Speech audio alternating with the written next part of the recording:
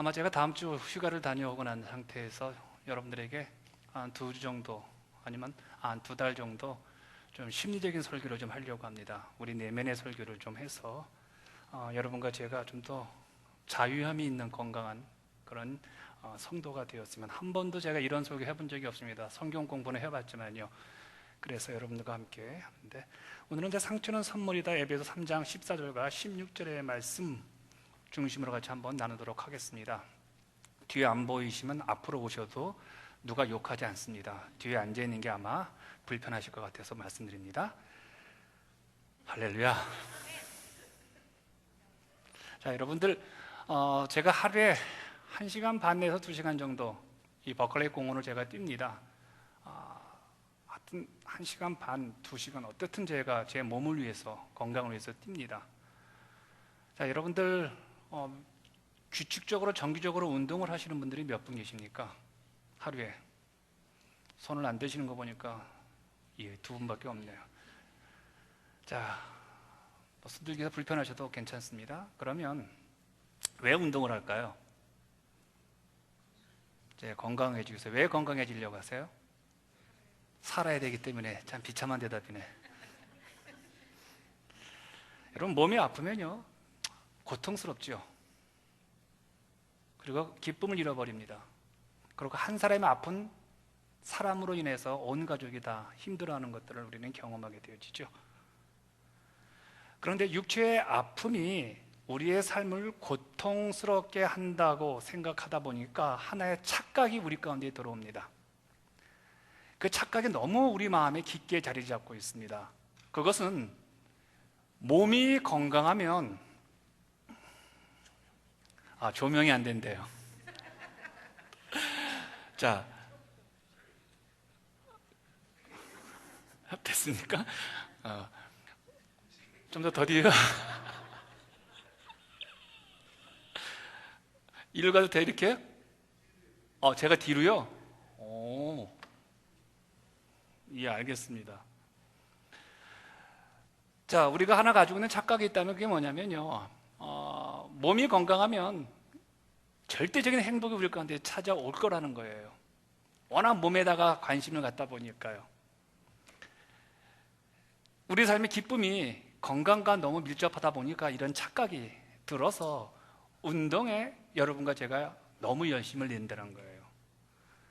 근데 여러분 한번 생각해 보시기 바랍니다. 여러분, 우리가 배가 고플 때, 특별히 위장이 고장나신 분들이 위장이 해결이 되어서 식사 한 그릇 할 때 그 포만감 굉장히 행복하죠. 굉장히 기쁘고요. 세상을 다 가진 것 같죠. 그런데 욕심을 내어서 우리가 한 그릇을 더 먹었다고 칩시다. 자, 한 그릇 먹을 때 행복에 더블로 행복에 찾아옵니까? 아니면 약간 기분 나쁜 증상이 찾아옵니까? 예, 약간 기분 나쁜 증상이 찾아오는 것과 더불어서 어떤 분들에게는 고통이 찾아오게 되어지죠. 이 말은 무슨 말일까요?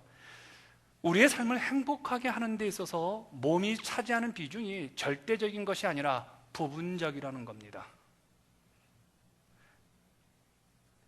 그렇다면 우리의 몸의 건강보다 훨씬 더 소중한 게 뭐냐는 거예요. 오늘 에베소 3장 14절과 16절에 보면요, 바울 선생이 여러분과 저에게 권면하는 게 한 가지가 있습니다. 속사람이 강건하기를 원한다. 한마디로 말하면 우리의 내면의 건강이 몸의 건강과 더불어서 훨씬 더 소중하게 우리가 관심을 기울여야 할 영역이라는 거예요. 제가 이렇게 말을 하면 모든 하나님의 백성들, 크리스찬들은 고개를 끄덕거립니다. 목사님 맞습니다. 대부분 다 알죠, 그 얘기를요. 그런데 실제로 성도들의 행동을 보면요, 전혀 모르고 있어요. 우리의 몸이 아프고 우리의 몸이 조금만 연약해지면 그것을 고치기 위해서 우리는 백방으로 뛰어다닙니다. 한의사도 찾아가고요, 양의사도 찾아다니고요, 아니면 어떤 경우는요, 물리치료사도 찾아가서 자신의 몸의 불편함을 고치려고 노력을 합니다. 그런데 여러분, 우리의 마음이, 여러분의 내면이 망가졌을 때, 고통당할 때 어떻게 치료하십니까? 너무 무심한 모습을 보아요. 상처받았습니다, 힘듭니다, 어렵습니다 라는 얘기하지, 그것을 극복하기 위해서 내 몸이 무너진 것과 함께 노력하는 것과 비교해 볼 때는 너무 우리가 안일하다는 거예요. 오늘은 그 얘기를 좀 한번 하겠습니다. 우리 내면의 이야기를 좀 하도록 하겠습니다. 우리의 삶에서 내면의 중요성을 깨닫고요, 우리의 관심을 조금만 내 마음과 내 영혼과 내면으로 돌리면요, 발견하는 것이 하나가 있습니다. 그것은 상처가 우리의 마음과 우리의 영혼과 우리의 내면과 우리의 신앙과 우리의 가정을 뒤틀리게 하고 무너뜨리는 원인인 것을 발견하게 되어집니다. 여러분, 상처가 뭘까요? 상처가 뭘까요?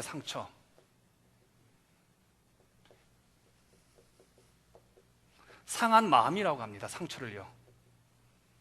그러니까 한마디로 말한다면요, 상처난 마음, 상해진 마음을 상처라고 말하죠. 한마디로 말한다면요, 우리 인간은요, 지, 정, 의 세 가지 요소로 구성이 되어 있습니다. 지, 정, 의입니다. 지는 뭘까요? 한자 안 하셔도 되고요. 지식, 지혜일 수도 있습니다. 정은 뭘까요? 감정이죠. 의는요, 의지입니다. 우리 인간에게는 이 세 가지 요소가 있는데, 그렇다면 여러분이 인생을 살아가면서 상처받는 것들, 여러분의 누군가의 말을 듣고 상처받는 것, 누구의 행동을 보고 상처받는 것들은 질까요? 정일까요? 의일까요? 대부분은 정의 상처를 받습니다. 정서지요. 감정의 상처를 받는 거예요. 그러니까 이 세 부분 가운데 우리가 인생을 살아가면서 상처를 받습니다, 힘듭니다, 내 인생이 뒤틀려 버렸습니다 라고 할 때는 대부분이 이 감정의 상처를 받습니다. 그런데 어떤 사람들은요, 상처를 받아도 그 상처를 잘 핸들하는 사람이 있고, 어떤 사람은 상처를 받아도 다른 사람보다 훨씬 더 많이 아파하는 사람이 있어요.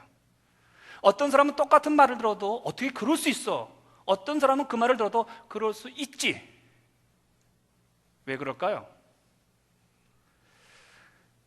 그 이유는요, 우리가 정서적으로 어떤 감정, 어떤 얘기, 어떤 느낌이 왔을 때 상처를 덜 받는 사람들은 자기가 갖고 있는 지식과 자기가 갖고 있는 의지를 통해서 들어온 내 감정, 내 정서의 상처를 블로킹합니다. 디펜딩을 합니다.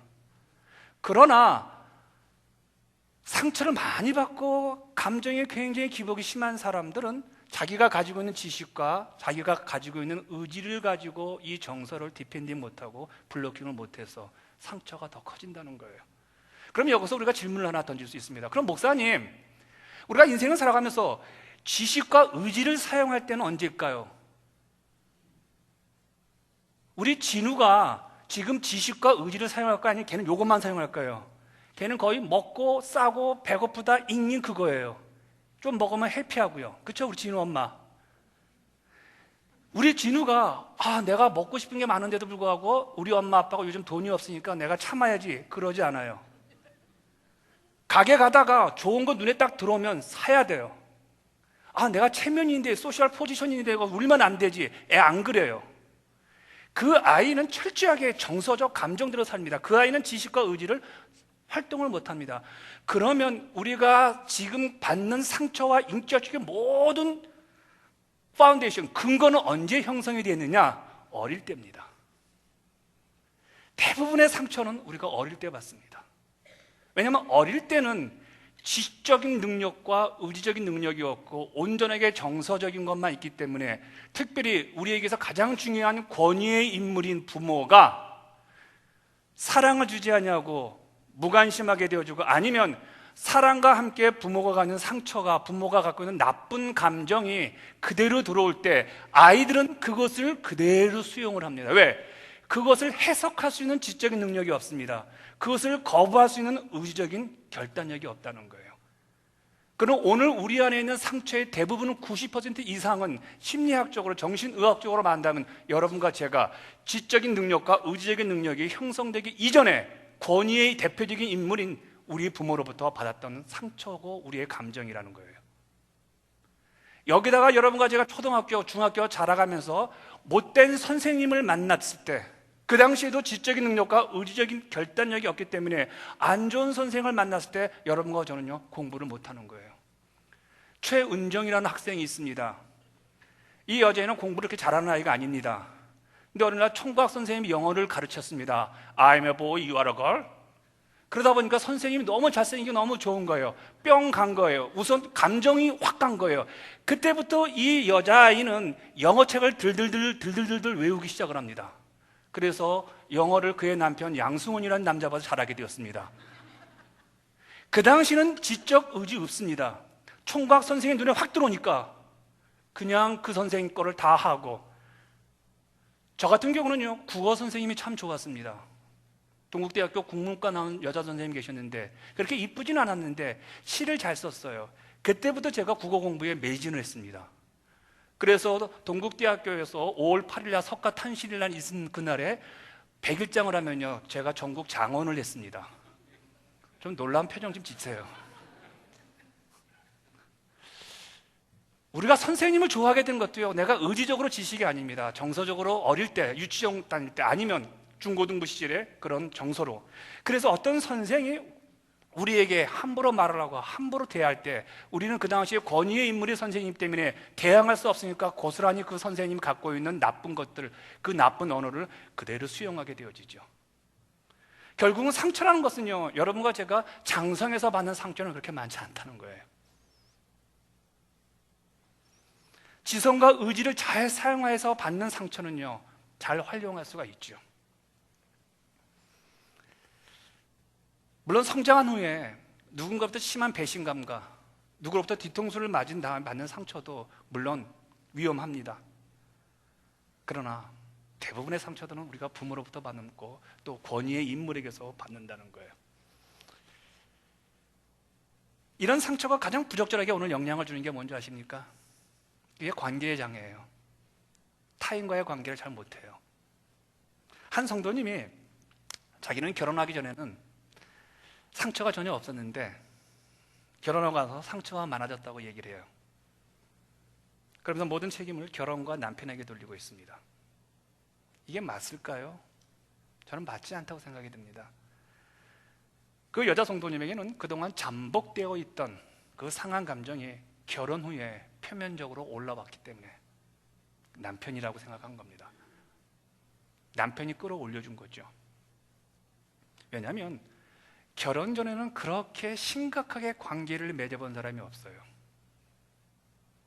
결혼하고 보니까 24시간 피할 수 없이 매일 만나고 순간순간 이야기하게 되어지고 온갖 표정을 다 보게 되어지니까 상처가 바닥에 있었던 것들이 드러나면서 우리는 뭐라고 말하냐면 저 남편 때문에, 이 결혼 때문에 내 상처가 커졌다고 말을 하는 겁니다. 자신의 밑바닥 상처난 감정 위에 현재의 상처가 되어지면서 그 고통이 배가 된 것이죠. 물론 모두가 다 상처가 있다고 해서 관계에 장애가 오는 것은 아니에요. 모두가 다 상처를 받았다고 해서 관계가 나빠지는 것은 아닙니다. 어떤 사람은 자신이 갖고 있는 상처를 통해서요, 성숙한 인격적인 사람이 되어주고요, 어떤 사람은요, 상처로 인해서 온전한 관계만 맺으면 석 달 이상을 가지 못하면서 관계가 부적절하게 맺어지는 사람이 있습니다. 왜 그럴까요? 왜 어떤 사람은 상처가 있음에도 불구하고 관계가 좋고 어떤 사람은 관계가 아주 안 좋냐는 거예요. 심리학자들이 말하기를 이렇게 말합니다. 방어 기제가 다르기 때문에 그렇다고 합니다. 방어 기제란 말이면 디펜딩, 그런 어떤 내 감정을, 들어오는 감정을 잘 소화할 수 있는 디펜딩이 있는데, 성숙한 상처를 가졌음에도 불구하고 관계가 좋은 사람들은 이 방어 기제가 어떤 거냐면요, 초월이라고 합니다. 그 다음에 해석이라고 말합니다. 해석. 초월은 뭘까요? 이런 안 좋은 관계를, 이런 안 좋은 상황을 만들어준 분이 하나님이심을 받아들이는 거예요. 그러면 하나님은 우리에게 나쁜 것을 주십니까? 좋은 것을 주십니까? 좋은 것을 주시니까 당연히 이 상황이 힘들고 어렵지만 하나님께서 허락하신 것이라면 결국에는 합력하여 나에게 선이 될 것이라고 믿는 거예요. 그런데 관계가 안 좋은 사람들은 어떤 방어 기제를 쓰냐면 불평으로 발휘합니다. 불만스럽게 얘기합니다.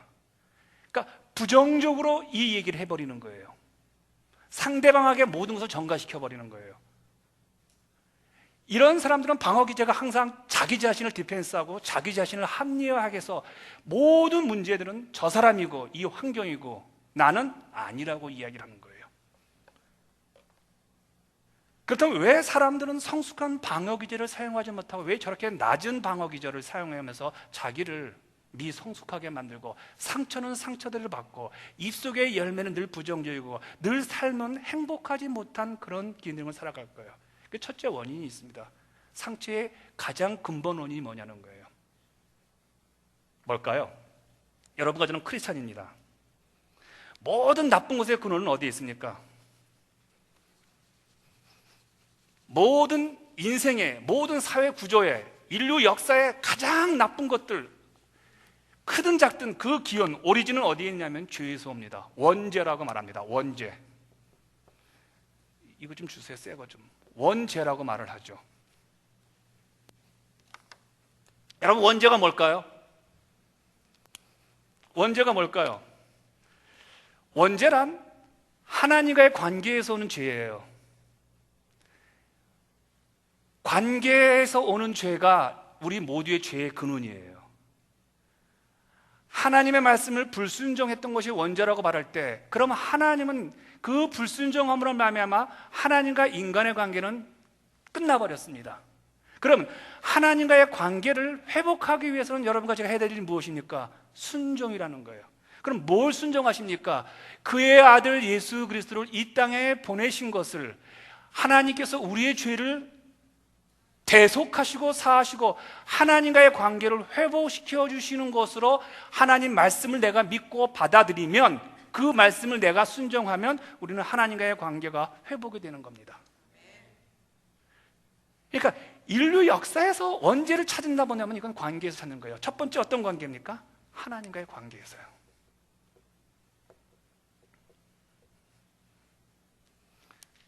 그러면 인간이 죄를 범하고 난 다음에 인간에게서 하나님께서 그 인간을 어떻게 합니까? 에덴 동산에 쫓겨납니다. 쫓겨. 그럴 때 인간들이 가지고 있는 거절감이 생깁니다. 인간이 가진 가장 깊은 상처, 그러니까 모든 상처의 밑바닥은 이 거절감이에요. 이것 때문에 사람들은 힘들어해요. 거절감이란 뭘 말합니까? 누군가로부터 내가 배척당했다는 겁니다. 내가 왕따 당했다는 겁니다. 내가 소외당했다는 겁니다. 여러분 제일 기분 나쁜 게 뭐예요? 나는 알고 있는데 왜 나는 저 사람은 모를 때. 다시 말한다면 우리 교회 모두가 다 알고 있는데 어떤 한 성도님만 몰라요. 그럼 여러분 어떠세요? 그 사람 모르는 그분 소외당했다고 생각해요. 어느 날 제가 여러분 보고 여기 앉지 마시고 저기 앉으세요라고 했을 때 여러분 어떤 느낌 드세요? 기분 나빠요? 기분 안 나빠요? 그래도 여기 한 3년 앉아 있었는데 여기 친한데 나하고 친한 자리인데 목사님이 자리를 바꿔주실까? 기분 나빠요. 거절감에서 나오는 가장 중요한 마음은 섭섭함이에요. 우리 어머니들 이 섭섭함 때문에 가장 슬프지요. 그 다음에 서운한 거. 그 다음에 뭡니까? 속상한 거죠. 속이 상한 거죠. 자, 인간이 하나님과의 관계가 단절된 상태에서 하나님은 에덴도에서 쫓아냅니다. 이게 거절감입니다. 그러고 난 상태에서 우리가 알고 있는 죄의 시리즈가 나와요. 자, 죄를 짓고 난 다음에 하나님께서 아담에게 뭐라고 말합니다. 아담아 너 왜 이 짓 하니? 근데 아담이 죄를 짓고 난 다음에 어디로 도망갑니까? 숲속으로 들어가죠. 두려움이. 그렇죠? 여러분 죄의 가장 나쁜 열매는 두려움입니다. 두려우니까요. 그런 상태에서 하나님과의 관계가 끊어지죠. 두려움이니까. 그래서 하나님이 찾아가서 너 왜 그랬니? 라고 하니까 아담이 뭐라고 말합니까? 저 여자 이브가 했는데 그 이브가 했다는 그 말 가운데 어떤 말이 들어갑니까? 수식어가 하나님이 내게 주신 저 옆에 내가. 그럼 말은 저 여자지만 지금 내가 잘못되고 내가 지금 어려우게 된 그 화살촉은 누구한테 가 있는 거예요? 하나님께 가 있는 거죠. 관계의 장애죠. 자, 그러자 여자는 뭐라고 말합니까? 뱀이라고 말하죠. 철저하게 죄는 다른 사람을 밀어버리고 다른 사람에게 가 있고 나는 잘했다는 거예요. 철저하게 죄의 원죄의 기능은요 관계의 단절에서 오는 거예요. 그래서 여러분과 상처를 받고 신앙생활하면서 제일 먼저 내가 시험 들었다, 내가 좀 더 마음이 안 좋다라는 거 보면 내 주변 사람과 관계를 보면 알게 되어져요. 관계가 불편하면요, 상처는 일종의 죄 현상으로 원죄의 아주 구체적인 현상 중에 하나예요. 그래서 저는 이렇게 말합니다. 모든 인간이 원죄를 가지고 있으므로 모든 인간은 잠재적으로 상처를 가지고 있는 것이다. 우리 모두는 잠재적인 상처를 받을 수 있는 그런 사람들이라는 거예요. 그럼 이 원죄가 어떻게 이 상처를 통해서 우리에게 전달되느냐? 가장 중요한 것은 이렇게 생각하시면 됩니다. 권위자를 통해서 우리는 상처를 전달받습니다. 권위자, 특별히 부모를 통해서 받는 상처는 아주 치명적이죠. 이 말은 상처는 절대 아무에게나 받는 것이 아니라는 거예요. 여러분, 오늘 우리에게 처음 오신 분들, 아니 우리에게 한 달 정도 되신 분들이 지금 상처 받을까요? 천만에. 다 좋아요. 지금요 너무너무 좋은 거예요. 양 목사님 얼굴만 봐도 좋은 거예요. 그렇죠? 그런데 한 1년, 2년 정도 다니면서 저를 보면서 왜 저러실까? 왜 저럴까? 저 양반? 왜 저 양반 인상 쓰고 있을까? 왜 저렇게 표현할까? 설교 시간에 저 얘기만 안 했으면 참 좋겠네. 좀 수염 좀 깎고 오시면 좋을 텐데 왜 수염 그리고 저지랄할까? 뭐 이런 표현들 나와요. 여러분 보세요. 상처를 받는 것들은요, 친해지면 상처를 받아요. 여러분 지나가다가 옆집 누가 이사 왔어. Say hi 그래요. 상처 받아요? 인사 안 했다고요? 미친놈 그러고 지나가 버려요. 그런데 교회 왔는데 목사님이 인사를 안 했어요. 딴 생각하느라고. 여러분 어떠세요? 상처 받아요. 낯설은 사람에게 상처받지 않습니다. 부모에게 우리가 받는 상처의 근원이 거기에 있는 거예요. 부모는 자녀에게서 전부이자 모든 거예요. 그러므로 오직 부모만이 자식의 그 내면을 먹이고요, 채우고 다듬을 수가 있다는 거예요. 근데 만약 부모가 상처가 많은 사람이라면요, 자녀는 부모로부터 직접적인 상처를 받습니다. 그런데 우리 부모는 자식들에게 사랑을 준다고 하잖아요. 근데 상처가 많은 사람들은요, 그 사랑에 상처가 같이 들어가 버려요. 근데 아이들은 정서만 있고 지혜와 의지가 발달이 안 됐기 때문에 부모가 주는 안 좋은 부정적인 그 영향력, 그 사랑을 거부할 수가 없게 되었기 때문에 계속 10년 정도 쌓다 보면 그 안에 내면의 인격, 부모의 인격으로 변화되는 거예요. 그래서 아브라함이 거짓말을 했는데 똑같이 그런 상황 속에서 누가 거짓말합니까? 이삭이. 아브라함이 자기 와이프 사라를 누이 동생으로 했는데 이삭도 똑같이 상황에 처해지니까 자기 와이프를 누이라고 그래요. 이유가 뭐예요? 아버지한테 보고 배운 게 그렇다는 거예요. 이 부모가 주는 상처는요, 너무 엄청나다는 거예요. 아이들은 자신의 감정을 처리할 능력도 없는 상태에서 부모가 갖고 있는 큰 상처들, 막 욕하고 막 함부로 말하고 이런 것들이 그대로 그 아이에게 들어오게 되어 있어요. 그리고 특별히 과보호도, 특별히 내 아이에게만 관심을 갖는 것도요, 그 아이에게 바람직한 일은 아니라는 거예요. 강도가 셀수록이요, 아이들은 그 부모가 주는 거에 의해서 굉장히 부정적인 아이로 변모가 일어난다는 거예요. 교회도 마찬가지죠. 여러분이 교회에서 받는 상처가 여러분 평신도에 상처받습니까? 아니면 목회자 아니면 교회 리더에게 상처받습니까? 대부분 그래요. 대부분 교회를 옮기시고 또 저를 상담하자 하시면 대부분 그런 얘기예요. 목사님 얘기를 해요. 전 이해해요. 저도 뭐 여러분들이 이쁘게 봐주니까 이쁜 거지 나쁘게 얘기한다면 저도 한없이 나쁜 게 있는 목사니까요. 왜냐하면 권위의 인물이기 때문에 그래요.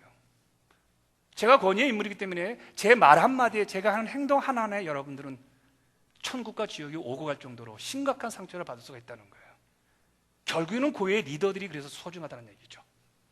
교회에서 목회자든 리더들이 조심해야 되고 말 조심해야 되고 행동을 조심해야 할 이유는요, 리더이기 때문에 주는 영향력 강도는 크다는 거예요. 상상할 수 없을 정도로요. 특별히 신앙생활 초기에 처음 하시는 분들에게는요, 그 리더들의 모습 전부가 다 신앙의 모델이 되어진다는 거예요. 상처는 그래서 권위 인물을 통해서 전달되어지는 거예요. 두 번째는요, 여러분의 배우자, 남편, 또 아내들, 자녀들은 잘 들으셔야 합니다. 상처를 주는 자들이 아니라 내 안에 있는 상처를 깨닫게 해주고 보게 해주는 환경적 요소라는 거예요. 가끔 이렇게 말하죠. 배우자의 결혼에서 아주 어려움을 겪는 분들이 이렇게 말해요. 저는 남편 잘못 만났어요. 저는 아내 잘못 만났어요. 잘못된 만남. 그 잘못된 만남이라고 하고 얘기를 하죠. 그래서 심각하게 고민하는 분들이 우리 주변에 생각보다 많이 있습니다. 그런데 이 갈등과 고통은 결혼관계 문제는 잘못된 만남에 있는 게 아니라 자신이 가지고 있는 상처 때문에 그래요. 대부분의 사람들은 결혼 전까지 자신이 상처가 많은 사람이 생각하지 않습니다. 저도 그랬어요. 굉장히 완벽하다고 그러고요, 좋은 부모 밑에 자랐다고 그래요. 왜냐하면 결혼 전 그리고 결혼 전 우리가 맺었던 모든 관계들이 내 와이프, 내 남편만큼 친밀한 관계가 아니거든요. 절대적이지 않단 말이에요. 그런데 지금은 아내가 절대적이고 남편이 절대적인 거예요. 싫은 사람 안 보면 그만이잖아요. 근데 남편 싫다고 바꿉니까? 요즘은 차도 바꾸고 집도 바꾸니까 남편도 바꾸고 아내도 바꾸는 거 뭐 쉽겠지만요, 그럴 수는 없잖아요. 남편 바꾸는 게 얼마나 어려워요. 재산 50을 줘야 되는데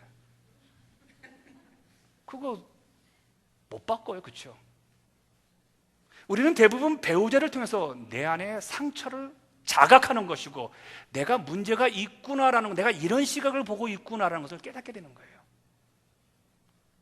더구나 배우자가 상처가 많은 사람일 경우 우리가 가지고 있는 상처는 보다 심각한 현실을 만들어냅니다. 내 상처일지 남편 상처일지 내 상처일지 내 아내의 상처가 만나게 되어지면요, 가정 자체가요, 상상할 수 없는 어려움이 오게 되어진다는 거예요. 따라서 이렇게 말할 수 있습니다. 배우자가 내게 새롭게 상처를 물론 주기도 합니다. 그러나 대부분 이미 내 안에 있는 상처를 내가 너무 친하다 보니까, 너무 친밀한 관계를 내 아내와 남편하고 맺다 보니까 그 상처가 드러나는 거예요. 그러므로 상처 많은 배우자를 만나면요, 내 속에 잠재되어 있던 상처들이 현실에서 다 나타납니다. 그런데 상처가 없고 원만한 인격을 가지고 있는 남편과 아내를 만나면요, 상처가 있음에도 불구하고 그 상처가 회복이 되어져요. 그래서 만남이 상소중해요. 교회도 마찬가지예요. 좋은 목회자를 만나야 되는 이유가 바로 그겁니다. 좋은 성도를 만나야 되는 이유가 그거예요. 내가 누구를 만나에 따라서 내 상처가 폭발하기도 하고 내 상처가 자꾸 밑으로 들어가고 어느 날 시멘트로 봉합이 되는 것을 느낄 때가 있어요. 그래서 만남이 너무너무 소중한 거예요. 세 번째입니다. 여러분이 교회를 나오세요. 그다음에 좋은 이웃들을 만나요. 친구들을 만나요. 절대로 교회와 이웃은 상처를 주는 자들이 아니라 내 속에 있는 상처를 자극하고 활성화시켜주는 또 다른 보조 환경들이에요. 이해하세요? 제가 지금 하는 말? 이해 못하시면 이렇게 하시고 이해하시면 이렇게 하셔도 돼요. 이해하세요? 자, 한 번 더 나갑니다. 교회 성도들이나 내 주변 사람들은요, 우리 안에 상처를 자극하는 일종의 환경과 같아요. 내가 상처가 없어가지고 내가 우리 교회 왔더니 없던 상처가 생겼다, 천만의 말씀이에요. 내가 상처가 없는데 내가 저 사람 만나서 내가 상처가 생겼다, 천만의 말씀이에요. 물론 그럴 수도 있어요. 그러나 대부분의 상처들은요, 이미 내 안에 있었는데 내가 이 교회에 옴으로 말미암아, 이 교회에서 안 좋은 사람을 만남으로 말미암아, 이 교회에서 안 좋은 사건들을 경험함으로 말미암아 내 안에는 상처가 드러나는 거예요. 내 안에 상처가 폭로되는 거예요. 본질적인 내 상처의 원인은 될 수 없다는 거예요. 물론 내 말과, 물론 상대방의 말과 행동들이 내 상처를 자극해서 활성화할 수 있는 것밖에 없다는 거예요. 이제 상처에 대해서 대강 원인 분석이 끝났습니다. 우리의 상처는 근본적으로 원지에서 오고 그 다음에 권위자로서 통해서 온다고 했습니다. 그리고 우리의 주변에 있는 교회나 우리 남편이나 우리 주변의 환경들은 상처의 주요 원인이 아니라 환경이라고 이야기했습니다. 자, 이 정도 분석은 끝났어요. 이제 어떻게 하시겠습니까? 상처에 대해서 대강 원인 분석이 끝났다면요, 이제는 어떻게 그 문제를 해결할 수 있을까가 이사야서 61장 1절에 소개되고 있습니다. 같이 읽을까요? 시작.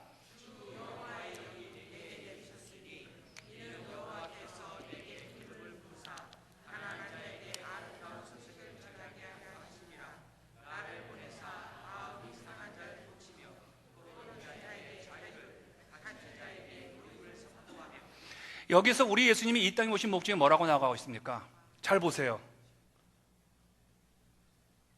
나를 보내사, 하나님께서 우리 예수님을 보내사 그 보내신 목적이 뭐냐면요, 마음이 상한 자를, 하나만 뭐예요? 상처를 치유하기 위해서 예수님이 이 땅에 오셨다는 거예요.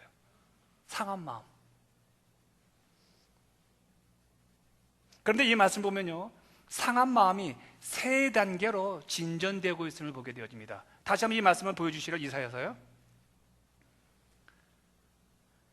마음이 상한 자 첫 번째 나오고요, 그 다음에 포로된 자 두 번 나오죠, 갇힌 자 세 번 나오죠.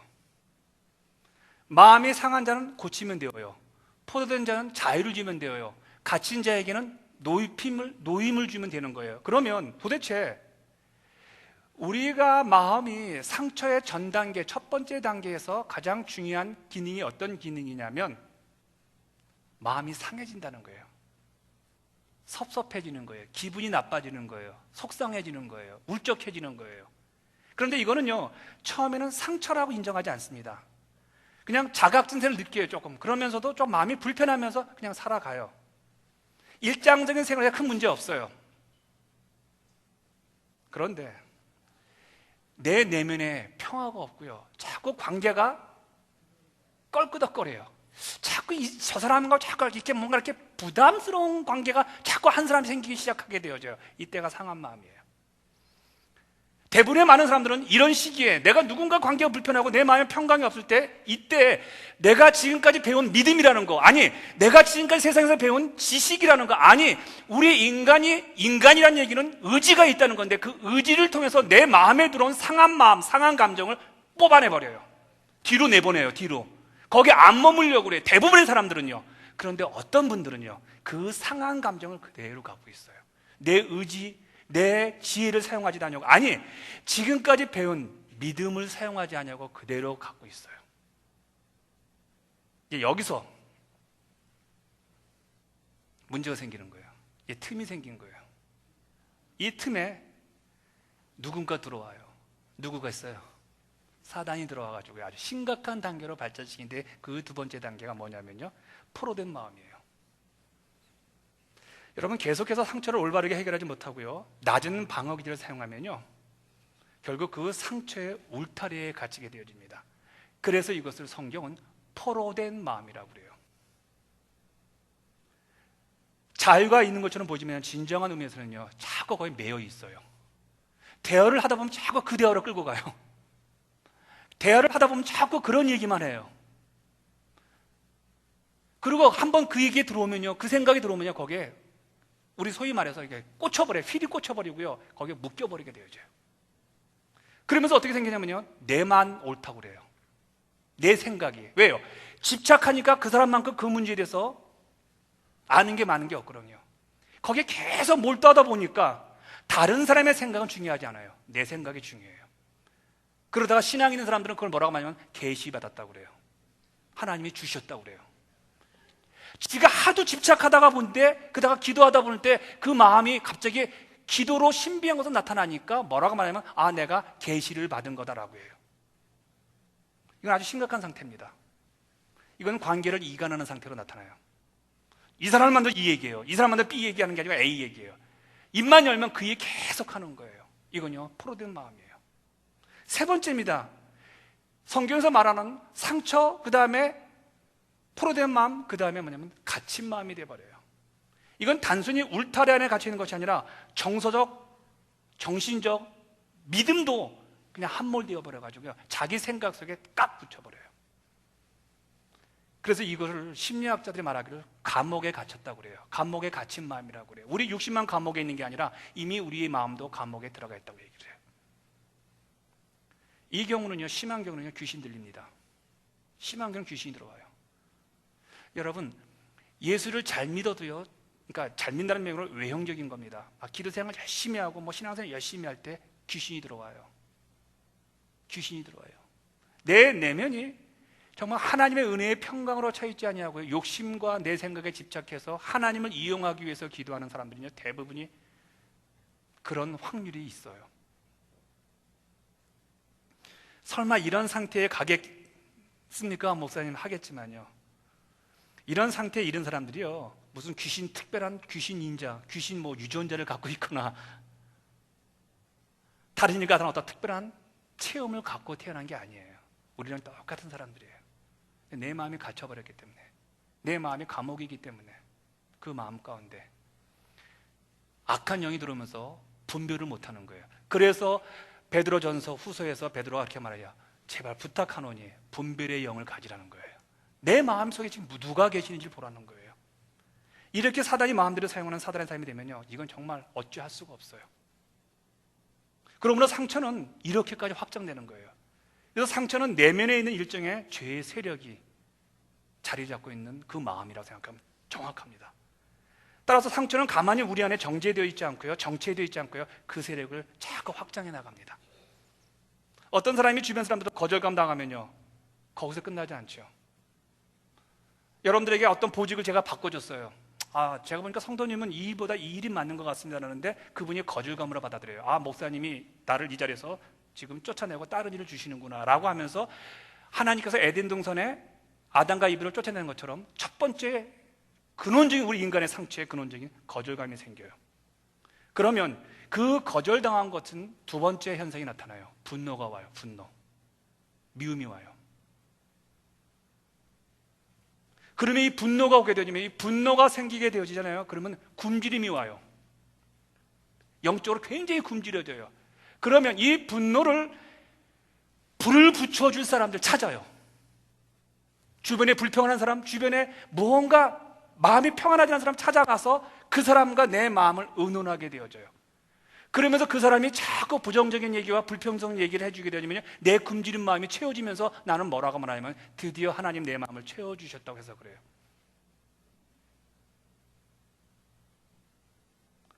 내면의 모든 의식을 상처로 넓히는 동시에 상처의 깊이를 점점 깊게 만들어갑니다. 불구하고 이거를 거절감과 분노와 굶주림으로 나가게 되죠. 제가 여러분들에게 한 3주 후에 거절감 한번 설교를 할 겁니다.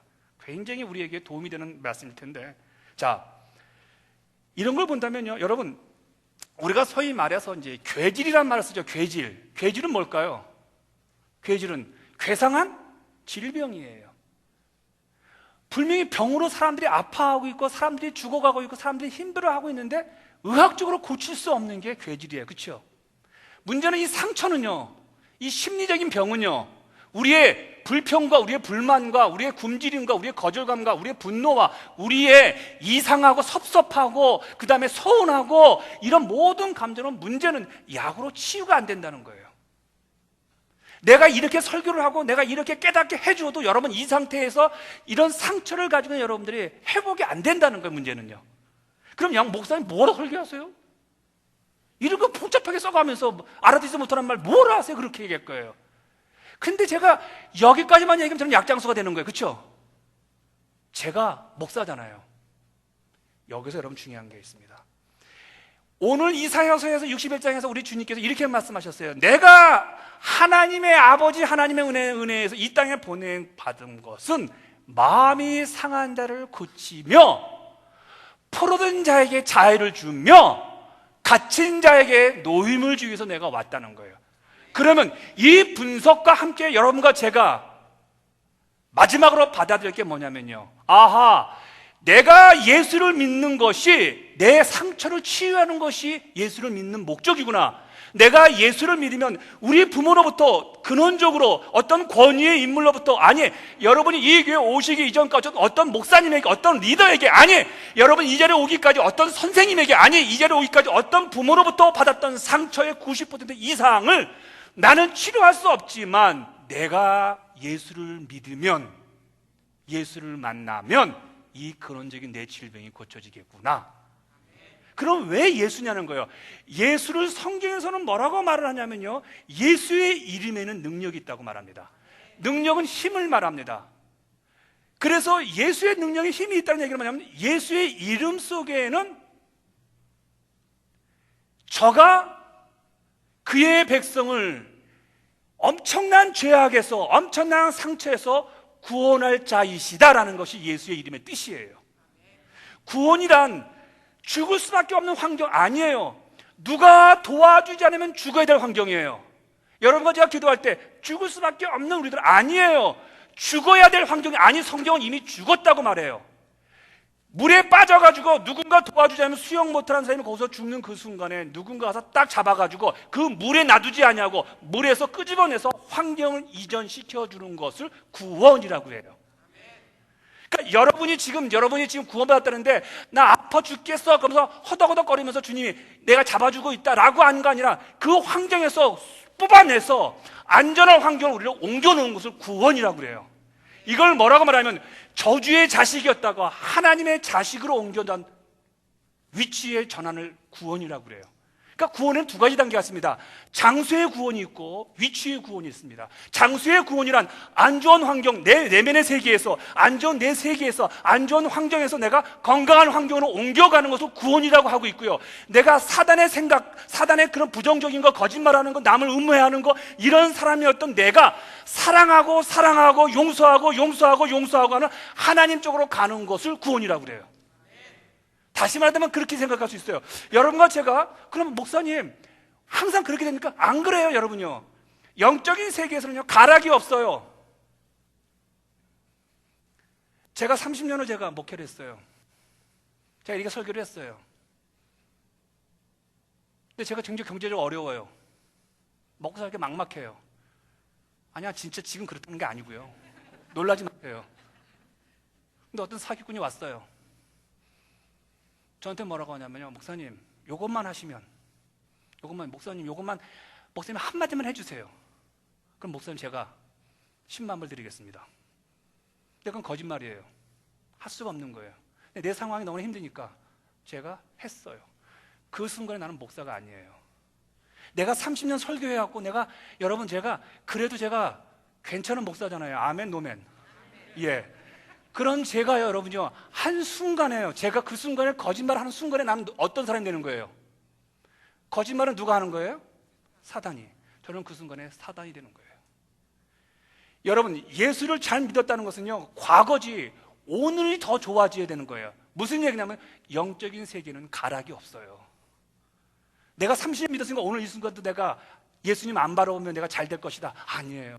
그 순간에 바라보는 거 위해서 나는 그 사람이 되는 거예요. 그래서 무서운 거예요, 영적인 세계가요. 그래서 영적인 세계가 30년이에요. 어떤 엄마가 있었어요. 이분은요, 가정세면을 해요. 굉장히 유명한 분이에요, 한국에서요. 근데 이분은 어느 교회를 가마다 이렇게 얘기를 해요. 여러분, 제발 결혼 상대자로 자매들이요, 형제들이요, 학벌 보지 마세요. 믿음을 보세요. 우리는 크리스찬입니다. 제발 믿음 보세요 그랬어요. 그걸 30년을 했어요. 60대 초반에 이 엄마에게 어느 날 딸이 남편감을 데리고 왔어요. 그래가지고 이렇게 앉아서 식사를 하면서 그 엄마가 물어봐요, 사위감한테. 형제는 앞으로 소원이 무엇입니까? 그러니까 사위가 뭐라면, 저는 선교사가 나가겠습니다. 하나님의 영광을 위해서 저 아프리카에 가가지고. 그러니까 엄마 얼굴이 약간 이상해지는 거예요. 아, 그래요, 참 좋은 일 하시네요. 그리고 이제 풍성하게 대접을 보냈어요. 보내고 상사한테 딸이 방으로 올라가니까 이제 행동 아시죠? 엄마가 올라가요. 얘야, 하고 많은 새끼 가운데 왜 그 새끼냐? 왜 선교사냐? 너가 안 나가도 선교사 무진장 많어.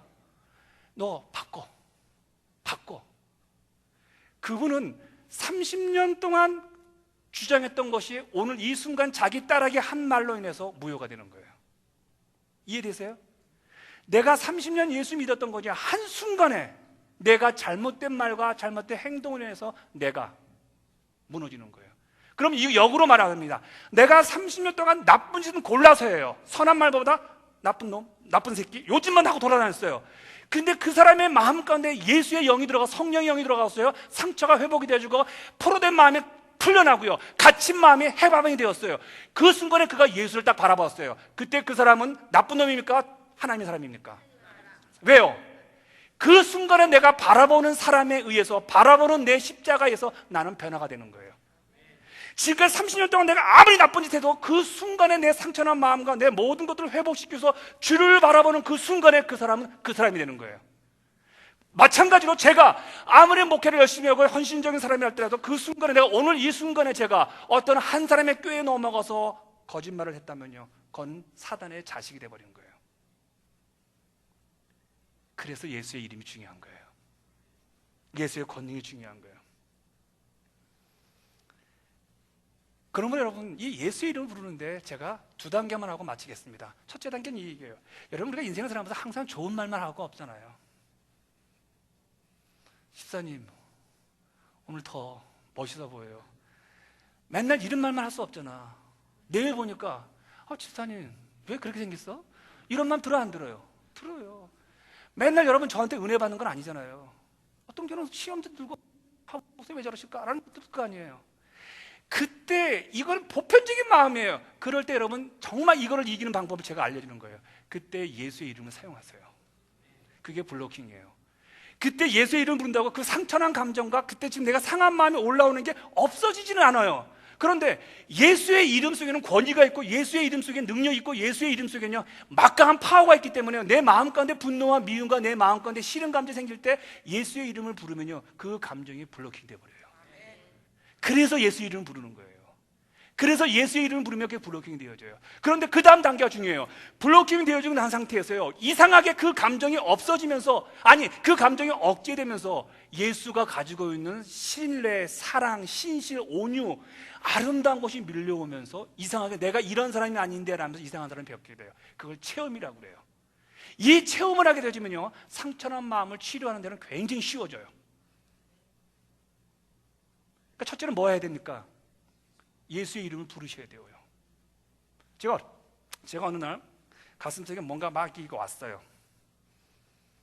권사님, 제가 막 주무시지 마시고 제 안에 뭐가 막 있어요. 뭐가 막 있어요. 근데 이 마음을 제가 이렇게 풀어놓으면요 제가 못 견딜 것 같아요. 제가 싸움할 것 같아요. 그때 제가 거울을 보면서 제가 하는 얘기가 있어요. 예수의 이름으로 내 마음, 지금 있는 마음에게 명령하노니 내 마음 사라질지어다. 사라지진 않아요. 그런데 그 다음에 힘이 있지요 쫙 빠져나가요. 그러면 내 안에 평화가 와요. 그런데 그 평화가 좀 더 내가 주님 또 한 번 선포해요. 주님 이 마음 갖고는 목사의 마음도 아니고 이 마음 갖고는 하나님의 사람의 마음이 아니니 주님의 마음을 주십시오. 예수의 이름으로 명하노니 성령의 9가지 열매 가운데 제가 온유한 마음과 사랑의 마음이 내 안에 들어올지어다 라고 하니까요 그게 들어와요. 안 들어오면 예수님 사기꾼이에요. 그렇잖아요. 예수의 이름은 권세고 예수의 이름은 권위고 예수의 이름은 능력인데 내가 그의 이름으로 내가 끌어들이는 그게 안 오면 문제 있잖아요. 해보세요. 들어와요. 어떤 분이 그래요. 어떻게 그 미워하는 사람 용서할 수 있어요? 그렇죠. 우리 마음으로는 용서 못해요. 그런데 예수의 이름으로 용서하면요 용서가 되더라는 거예요. 여러분 우리가 사랑할 수 있어요? 여러분과 저희가 뭘 받다고 사랑해요? 근데 여러분과 나에게 중간에 매개체가 한 분 계시잖아요. 누구예요? 예수 있잖아요. 우리가 왜 사랑해야 되는지 아세요? 예수님 때문에요. 그분의 이름을 부르면요 들어와요. 근데 그렇다면 우리가 왜 아니 목사님 저는 그렇게 기도를 오래 생활했는데 그렇게 성경 공부를 많이 했는데 왜 저에게는 그런 감정이 없습니까? 이것 때문에 그래요. 블로킹을 안 해서 그래요. 예수의 이름을 여러분 추상적으로 하지 마시고 예수의 이름을 나한테 한번 적용시켜 보세요. 오늘 예배 마치고 돌아가는데 차 운전하는데 앞에서 차가 많이 밀리고 뒤에서 밀려요. 아 오늘 예배도 길었는데 그냥 짜증나 죽겠는데 저런 얘기 듣고 가는데 이제 설교 아니고 이러고 있어요. 그러면 들어와요. 그때 한번 써보세요. 예수의 이름을 명하노니 내 마음 사라질지어다. 기가 막혀요 여러분요. 그럼에도 불구하고 짜증난다 그럼 저한테 오세요. 저한테 오세요. 제가 다 그만 물려줄게요. 여러분 그냥 추상적인 기도하지 마세요. 주님 저 용서하게 해주세요. 여러분 그게 돼요 그게? 그러지 마시고 성경에 주기도면 그렇게 말잖아요. 내가 다른 사람을 용서해 준 것처럼 주님 내가 다른 사람을 7번 용서해 줬으면 주님 저희가 범한 죄에 7번을 용서해 주라는 그 용서의 기준이 뭐예요? 그냥 하나님께 용서해달라는 게 아니고 내가 실상을 해서 내가 누군가를 얼마만큼 용서해 줬냐는 근거로 들어서 마찬가지예요 여러분요. 그렇게 구체적으로 기도하시라는 거예요. 여러분 미움과 분노와 또 이런 감정들은요 우리 주님의 마음은 아니에요. 불명한 건 그렇잖아요. 그러면 성경에서 이렇게 말을 하고 있거든요. 마태복음에 보시면요 주께서 음부의 문과 천국의 문이 있다는 거예요. 여기 음부의 문은 하데스예요. 이건 지옥의 문이에요. 지옥의 문. 지옥의 문을 여는 키도 우리에게 있고 천국의 문을 여는 키도 우리에게 있다고 얘기하고 있어요. 그런데 천국의 문을 여는 것은요 영원히 멸망하지 않고 축복과 치원에 들어가 열린다는 거예요. 그러면 음부의 문, 지옥의 문은 뭘까요? 여러분 알잖아요. 미움, 불평, 괜히 싫은 거예요. 특별한 거 없어요. 내 귀에 들어오는 게 싫은 거예요. 내가 보는 게 싫은 거예요. 그건 당신이 싫은 거지 사실은 객관적인 건 아니잖아요. 이럴 때가 음부의 문 내가 열어놓는 거예요. 이 음부의 문이 열리면요 하데스인데 대부분의 음부의 문은 앞으로 안 들어와요. 어디로 들어와요? 뒤로 들어와요. 그런데 천국의 문은요 정면으로 문이 열려 있어요. 그러니까 예수를 믿을 때 천국의 문을 열 것이냐 음부의 문을 열 것이냐 우리의 선택이에요. 왜냐하면 요한계시록에 보시면요, 우리 주님이 이렇게 말하시죠. 볼지어다 내가 문 밖에서 문을 두드리노니 문을 열고 나를 영접하는데 내가 들어간다고 얘기했어요. 그럼 여러분 그림을 보시면 그 요한계시록 3장의 문을 보시면요, 키가 아주죠. 문고리가 있어요 없어요? 없어요. 그럼 하나님의 능력, 그러니까 하나님이 우리 안에 들어오고자 하시는 거, 그러면 들어와서 식사한다는 것은요, 물론 특별한 경우 말고요, 여러분의 저녁 식탁, 아침 식탁, 점심 식탁, 누가 와서 같이 점심 먹어요? 누가 저녁 먹어요? 아니, 목사님 말고 여러분의 식탁에 앉은 사람 누구예요? 식구들이죠. 예수께서 우리 안에 들어오신다는 얘기는, 문을 열어주면 들어온다는 건 우리의 식구가 된다는 거죠. 우리의 식구가 되는 거예요. 그러니까 내가 마음의 문을 열면요, 내가 천국의 문을 열면요, 주님께서 우리에게 키를 주셨는데 그 키를 가지고 내가 천국의 문을 열면요, 주님이 들어오신다는 거예요. 그러면 주님이 들어오신다는 얘기는 뭐예요? 주님은 어떤 분이세요? 여러분 성경 좀 한번 얘기해 보십시다. 주님은 우리를 위해서 죽으신 분이에요. 아멘? 그리고 부활하신 분이에요. 부활이란 뭐예요? 사망 권세에 이기신 능력을 말해요. 사망 권세는 이 땅에서 제일 강력한 뭐예요? 능력이에요. 여러분 죽음의 세력이 가난한 자들만 갑니까? 나이 80세 이상 먹은 사람들한테만 죽음의 세력이 갑니까? 아니에요. 저랑 같이 유학생을 해도 제 친한 친구가 있어요. 그 친구는 구약을 전공했어요. 정말 괜찮은 친구예요. 경상 친구인데 왜 괜찮은 거냐면요, 성격이 직설적이에요. 싫으면 싫다고 얘기해요, 목사가. 그래서 그 친구 때문에 저는 이득을 많이 봤어요. 네가 해 그러면 지가 쫙 가서 다 해결해 버리니까. 그럼 나는 가서 아이 성도님 그러니까 나만 이득을 봤어요. 근데 그 친구가요, 한국에 가가지고 정말 강대 잘하고 그랬어요. 장암 수술을 3번이나 받았어요. 그 어려운 유학 박사학위 하고 가서 이제 펴볼만 하니까. 제가 반포에서 그 목회할 때 40대 정말 총망 맞는 사람이 간암에 걸려가지고 배가 퉁퉁 부어가지고요, 그 사람은요 젊은 시절에 항상 등산 다녔던 사람이에요. 그래서 제가 가서 그래요, 저도 대학 다닐 때 등산 좋아했지만 등산보다 더 좋은 게 있습니다. 주일 동산하세요. 주일 동산 오세요. 주일날 교회 등산하세요. 교회 오셔가지고 봉사도 하시고 안 들어 먹었어요. 근데 이분이 간암이 딱 오니까요, 저보고 침례해달라는 거예요. 근데 이렇게 해가지고 움직일 수가 없어 침례를 못해서 세수대 가지고 제가 머리다 부었어요. 그리고 기도했냐 눈물을 지지는데 그분이 이렇게 얘기해요. 지금도 하나님 저를 받아주실까요? 제가 그랬어요. 받아주세요. 그러나 상급은 없을 겁니다. 참 그 얘기 안 해도 되는데, 굳이 그 얘기 안 해도 되는데, 참 그때 제가 38살에 제가 목사 됐거든요. 담임 목사 됐거든요. 그렇게 얘기를 해버렸어요. 그러니까 그 앞에서 우리 권사님 어떤 분이 나가면서 아 목사님 꼭 그까지 회개하세요. 그러니까 그래도 해줘야 돼요. 근데 30대니까 지금은 그렇게 얘기 안 해요. 지금은 상금 많은 거 거짓말해요. 제가 그 얘기를 해줬어요. 근데 제가 마음이 아팠어요. 사랑하는 여러분, 죽음은요 정말 큰 권세예요. 하루에 우리 190만한 인구가 없어져 버려요. 아니 이제는 더화되죠. 눈 깜짝할 사이에요. 근데 그 죽음의 권세를 누가 이기셨어요? 끝났잖아요. 예수님이 이기셨단 말이에요. 그럼 죽음을 이기신 분이 오늘 우리에게 요구하는 게 뭐냐는 거예요. 내 안에 들어가겠다는 거예요.